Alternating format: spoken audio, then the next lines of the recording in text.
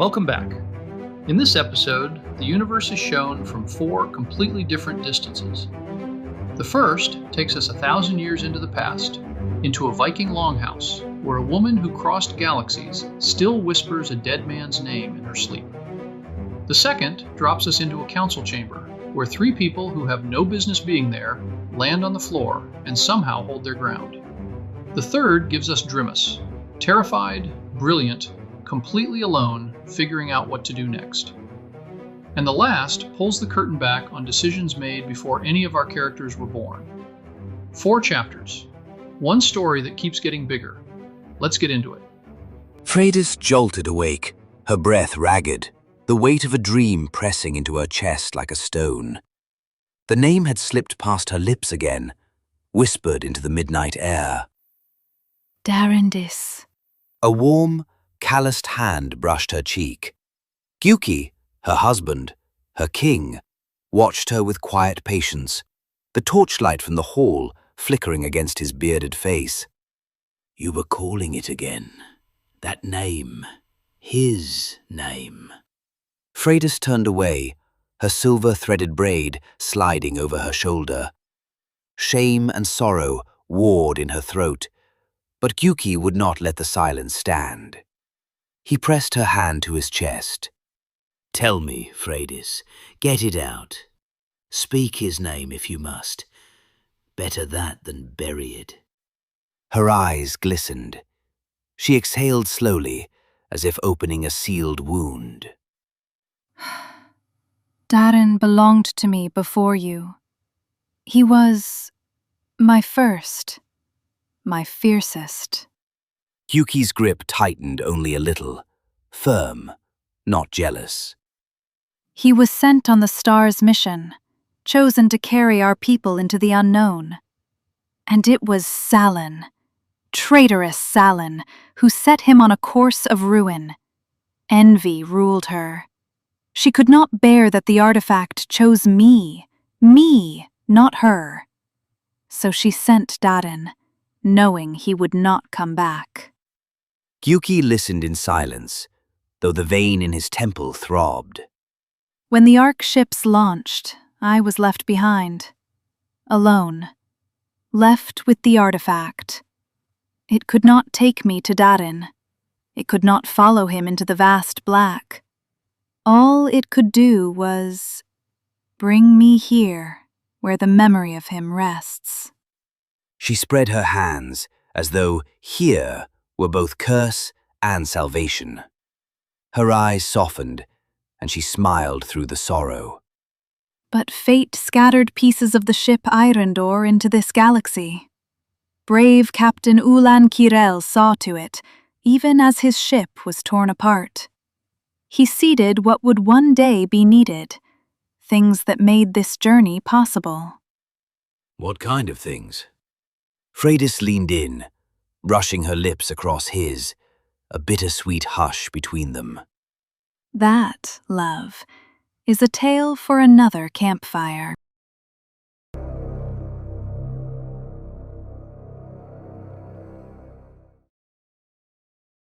The wood floor shook as footsteps pounded up the stairs. The door burst inward.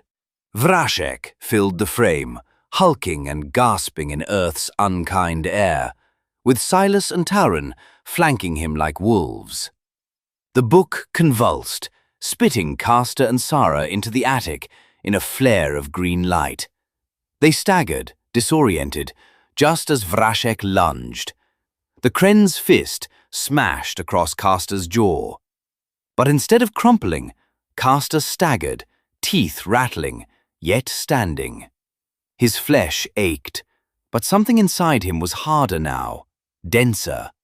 Something in his blood held him upright. The book's touch, changing him still. Vrashek! He was slower than before, weaker. The air was heavy for him. Silas and Tauren swept around, cutting Sara off. She lashed out, but they twisted her arms and forced her back, smashing her against the wall. Vrashek hit him again and managed to knock the artifact out of his hands.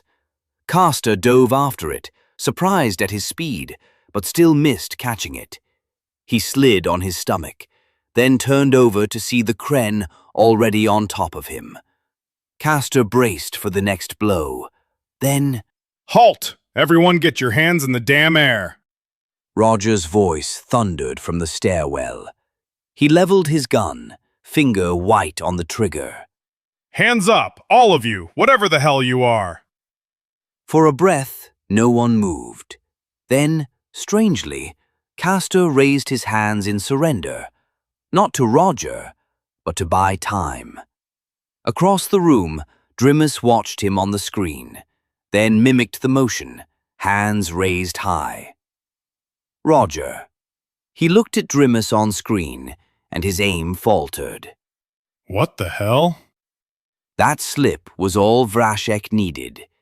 The assassin lunged, grabbed Roger by the chest, and hurled him across the attic like a rag doll. Roger slammed against the wall, groaning, slumping to the floor near Sara. Castor's vision narrowed. Rage and instinct fused. He crawled, scooping up the book. He dragged himself to Sara, pulling her close. Then he stretched out his leg, pressing his foot against Roger's leg, maintaining contact. Roger groaned in confusion, but Castor held the connection. Castor squeezed the book. No words, only raw need. Get us out of here. The attic dissolved in a wash of violent light.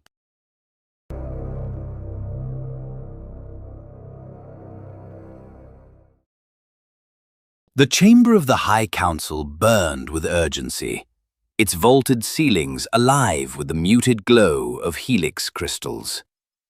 Over a millennium separated this gathering from the present day, yet the weight of its decisions would ripple across galaxies. Salon stood on the center dais, robes edged in silver light, her expression carved in determination. She had summoned them in emergency session. Guthian Pos, General of Zora, stood in the center, his armored form stiff as stone, and rumbled. The war with the Kren isn't going well. Entire outposts lost. Their fleets adapt faster than our defenses can stabilize. I concur, Mithas Del, Admiral of Zora, said, folding her hands with sharp precision. Their incursions are coordinated. Our long supply lines suffer heavy strikes.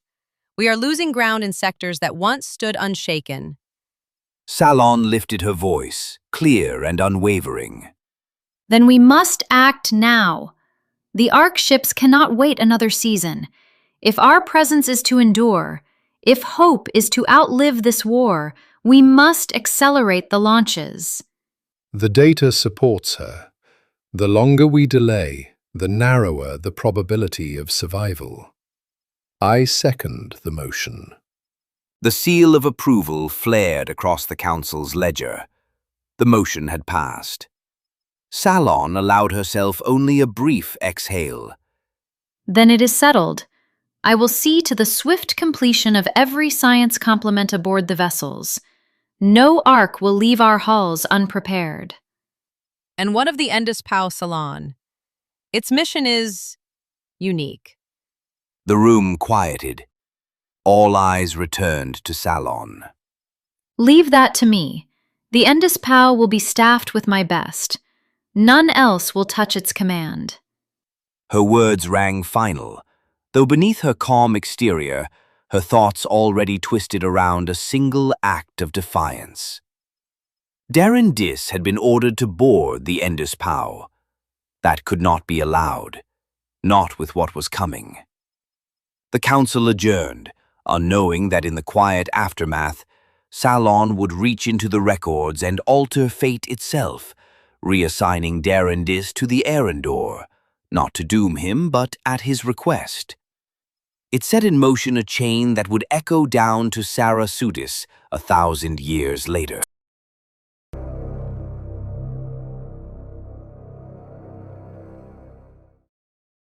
The chamber did not change, only the people within it.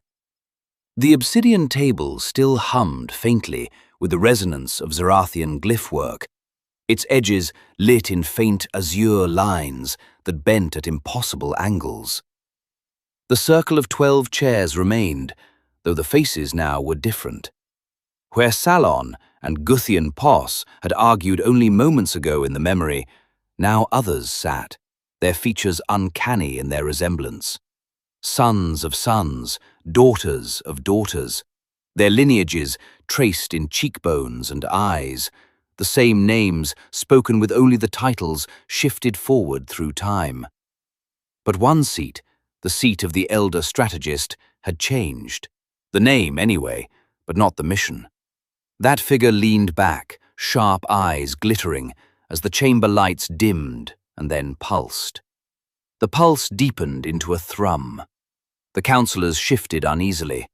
Sorin Kwa, the temporal director of analytics, frowned. That shouldn't be possible. The lock is sealed. No portal should breach without my sigil. The elder strategist's lips thinned. Not unless the portal itself was bound to something older. Something beyond us. The light cracked. Space folded with a sound like breath drawn through glass. In a rush of displaced air, 3 figures slammed into the chamber floor. Sara on her knees, Castor on his feet with the book clutched against his chest, and Roger sprawling with a grunt that echoed embarrassingly across the august silence of the chamber. The Zorathian High Council rose as one. Energy shimmered at their fingertips. Sorin Kwa's face lit with fascination rather than alarm. She stepped forward, studying the human private eye who scrambled to his knees. Impossible! Double helix DNA should have torn him apart at transit. His atoms should have… She stopped mid-sentence, eyes narrowing. The artifact must have wrapped him, protected him. It preserved both of you from dissolution. Roger blinked at her, patting his chest and arms to make sure they were still there. I don't know what the hell you just said, but thanks for the rap job, I guess. Castor straightened, voice hard and carrying over the chamber. That may be true in his case. He set a hand on Roger's shoulder before stepping forward, shoulders squared. But I needed no such assistance. The chamber stilled. Dozens of eyes fixed on him. The elder strategist's tone cut through the silence like a blade. And why is that, human? Yeah, why not you too? Castor didn't hesitate. He shook his head and met their gaze, unflinching. I didn't need protection because Freydis Quad didn't need it either. The name fell like a stone into still water. A ripple of recognition passed through some in the chamber, whispers carried in a tongue older than memory. The crystals in the vaulted ceiling thrummed when he spoke the name. A resonance older than language carried with it, and several councillors recoiled as if hearing it in their bones. The elder strategist leaned forward, eyes narrowing, studying him as though seeing across centuries. The council chamber went silent after Castor's words. A faint shimmer hung around him like the last ripples of a broken wave, his voice ringing through the crystalline walls. The High Council members exchanged wary glances. The name Freydis had weight, even after millennia. Freydis, Telis Bar echoed, her tone sharp but curious. you speak of her as though you knew her. I don't just know her. I carry her blood. We are clan. Sara's eyes flicked toward him, a mix of pride and warning. At this point, it was hard to know who was protecting whom. Roger, on the other hand, looked like he'd rather be anywhere else, but was still taking frantic mental notes. He looked at Castor, whose hand was still on his shoulder. Terrific. Now I don't have any idea what you're talking about either. Before Roger or the council could press further, the air fractured again. No shimmer this time, but a piercing tone, like glass cracking in the marrow. The walls themselves vibrated as a sigil of burning silver glyphs etched itself mid-air. Sorin Kwa paled, but regained her composure before the others. That's impossible. A hollow, resonant voice poured into the chamber, cold as vacuum from the artifact. Councils hide behind bloodlines. You thought Endus Pau was lost to me, but your descendants sit at my table now. The voice stretched, distorted, as though echoing through eons. Sara stiffened. The voice deepened, twisting into a name none of them had spoken aloud in centuries. The glyphs flared white-hot, and the book in Castor's arms vibrated, light rushing through his hands and into the chamber. The voice came not from the chamber, but from the artifact itself, every syllable branding the air. Then the artifact spoke its name. Conash-Rel.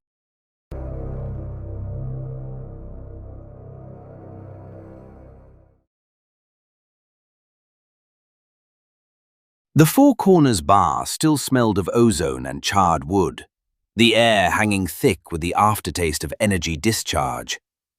The silence left behind by the abrupt vanishing of Sara, Castor, and Roger was deafening.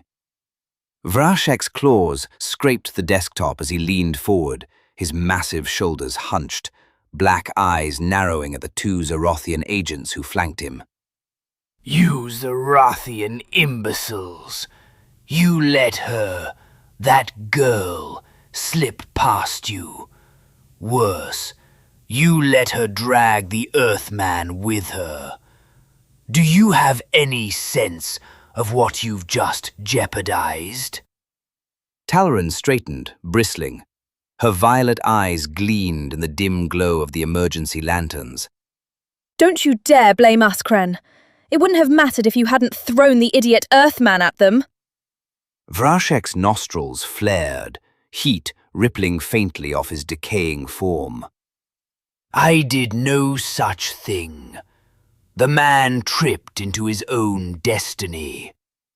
Oh, spare me. He flew at them like a shot from a gun. We're supposed to be partners in this? Partners in precision. Do you understand how hard it is to hold Zorathians when you're flinging humans like tavern stools across the room? Vrashek growled.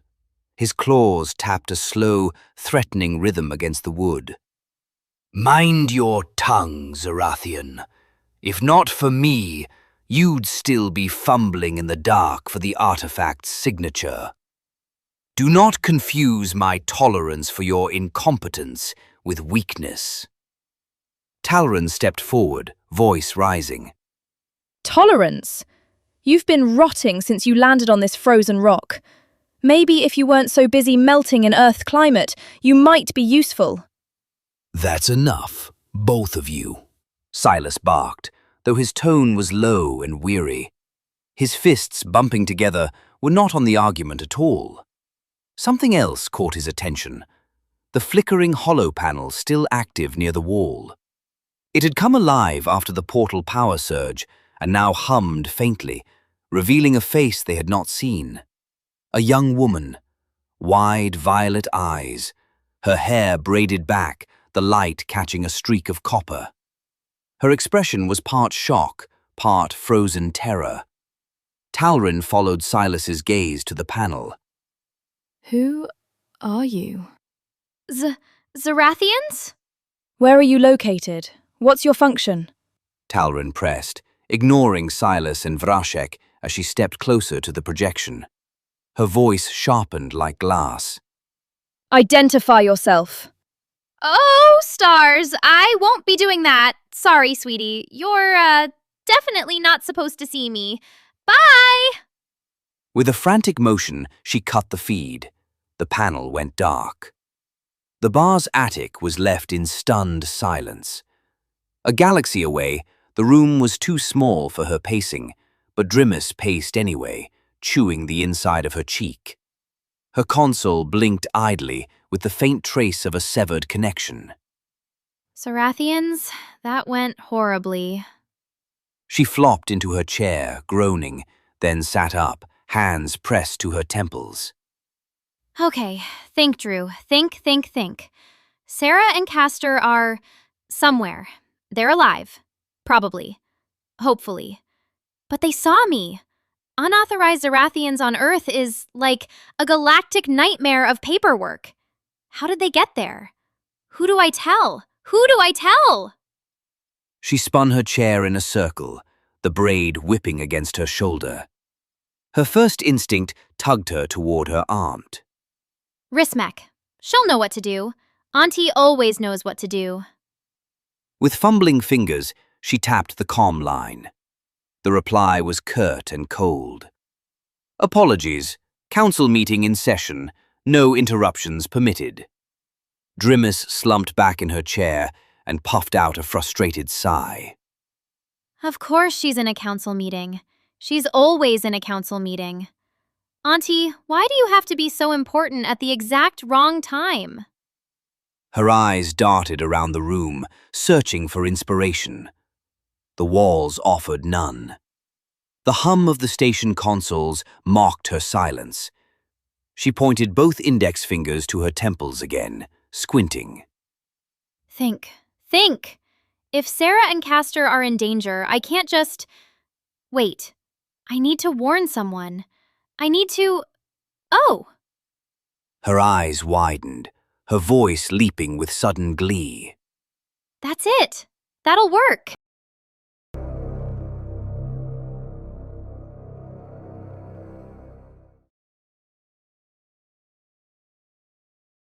The chamber was unusually quiet for once.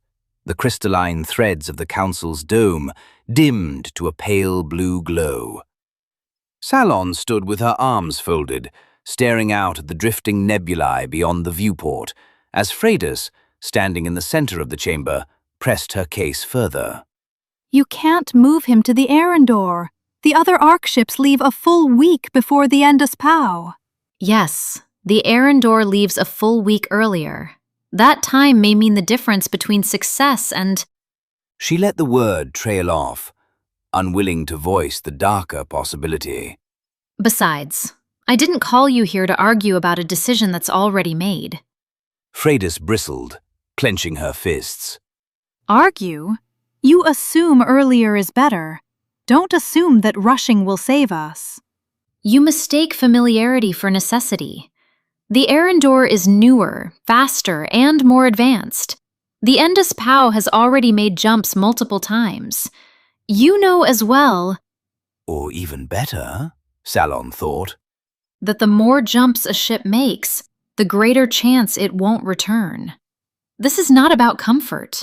This is about survival. Survival? From a threat that may or may not come in our lifetimes.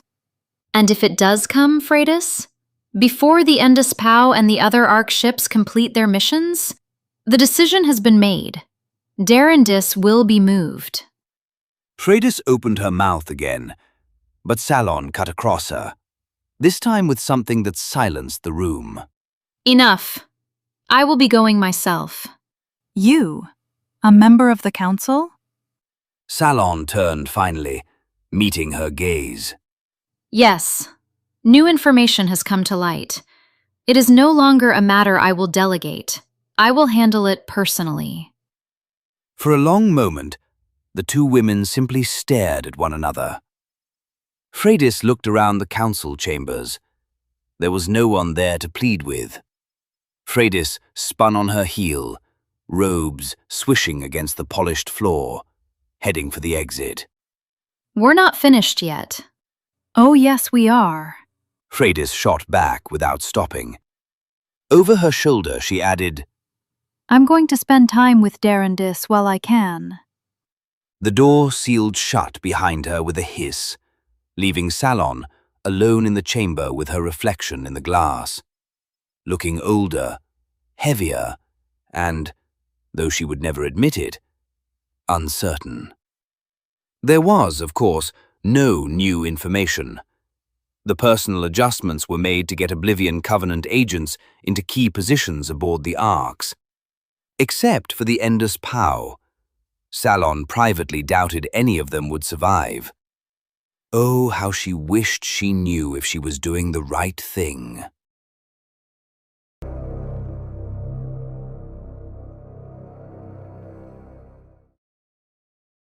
1,000 years forward, deep discussions were going on. As the room returned to normal, Sorin Kwa repeated the artifact's name. Conash-Rel. You are Kwa, and you are Ba, both as before. The artifact was replying. No one spoke, but everyone heard. Castor heard even more. Silently in his mind, the book communicated, "To move all drains. Even one as I am needs time to recharge." The thought, "stall," echoed in Castor's mind. Well, okay, it wasn't too much to ask, he thought, and immediately felt a warm bond between his hand and arm and the book. Conash-Rel had just saved his and Sara's asses. And this other guy. Castor looked at him. It hadn't been the first time that guy had yelled at others to get their hands in the air. He carried himself like a police officer. Not right now, as the man stood with his mouth open, staring all over the room. He was pinching himself so hard he cried out sometimes, but before, at the bar. The chamber of the High Council hummed with subdued voices, layers of murmurs folding over one another like restless waves. Suspicion lingered in the vaulted air, yet no one dared to be the first to speak. Sara stepped forward, her voice ringing sharper than the murmurs. I have a question, High Councilman. There are 2 Zorathians on Earth. They nearly killed the 3 of us. She took a step toward the raised dais and placed her hands on her hips. Who are they? Why are they there? Her words hung in the chamber like a thrown blade. The councillors exchanged glances, eyes narrowing, but no one opened their mouth. The silence was almost studied, an unspoken denial wrapped in ceremony. Roger finally focused and let out an incredulous laugh, but echoed too loudly. Well, answer the woman. Those 3 nearly killed me. Twice! I'm still patching myself up from the last time. And can someone open a window? It must be 90 degrees in here. A sharp intake of air rippled through the rows of councillors at the human's bluntness. The Grand Historian, robes heavy with authority, leaned forward, her voice measured but faintly dismissive. While I understand that is of importance to you, human, it is less so to us. Remind me, who are you again? Who am I? I'm the reason those 2 aren't dead right now. I'm the one who helped them fight off that abominable claw beast so we could retreat to wherever the hell this is. I'm the one who got dragged into this whole mess because your hidden agents couldn't stay hidden. The historian's brow twitched, but before she could respond, Command Overseer Triel Van interjected, voice sharp and cutting. Where was Sudis in all this? Her gaze locked on Sara, then shifted to Castor, who stepped forward in front of Sara instinctively, fists curling at his sides. Don't you dare question her loyalty. Castor began, his voice thick with protective anger. Sara placed her hand on his arm, steady and firm. I can answer for myself, Castor. The Overseer's eyes narrowed. Well then, Miss Sudis, please do. What steps did you take to mitigate the damage to Zora from a Kren marauder running rampant on Earth? My question was about the other Zorathians.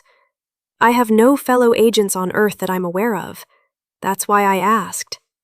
Sara said, her tone precise but tinged with exasperation. They were... Before she could finish, the chamber lights flickered. A wavering shimmer cut across the center of the council floor. Gasps rippled through the gathered councillors as the huge holograph outline of a young woman's face materialized, hovering in projection. Drimus. Her expression was flustered, words tumbling in a rush. It worked! I just had to trace the last outbound to your office, Aunt Reese, and reverse... She stopped as she looked around at all the council faces, either looking at her or at her aunt. Anyway, I have news. Sara and Castor and a human were under attack, and the artifact portaled them out of danger. Also, there are unauthorized Zorathians on Earth, and someone needs to know about it. Aunt Reese-Mac wasn't reachable. Sorry, I don't know where Sara and Castor or the artifact are.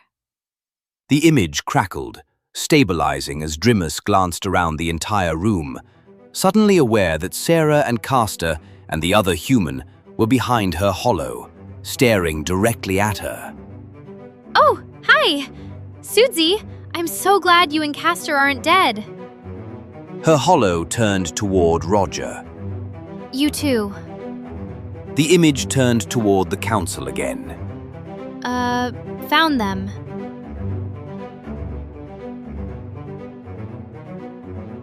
Conash-Rel spoke its own name in the High Council chamber.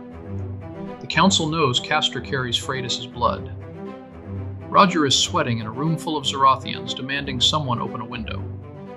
And Drimus, bless her, just told the entire High Council of Zora that she found them. Next episode, the conversation that was always coming. Thanks for being here. Until next time, keep your eye on the curve.